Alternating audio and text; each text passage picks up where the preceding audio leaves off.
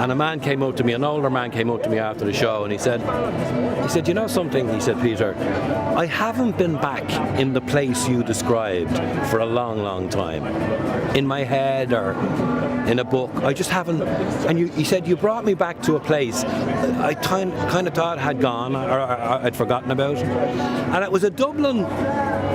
It was a Dublin that was kind of really a small town on the edge of an agricultural heartland. Like, for example, we grew up in Seville Place. Every day, the live cattle came down Seville Place on their way to the boats bound for England, for the market in England. So at 5 or 6 o'clock every day, Seville Place was covered in cow pads.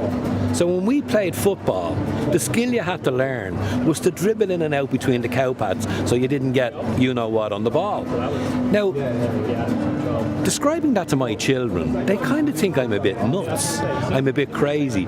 But that Dublin of the smell of manure, the smell of the knacker's yard, the smell of the hops that you don't get anymore, even the smell of the river, the smell of the fruit market, those smells of childhood.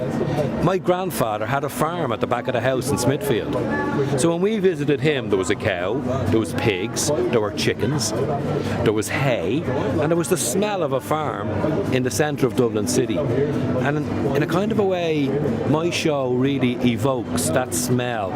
It gets back to that sense of a city, which really has gone.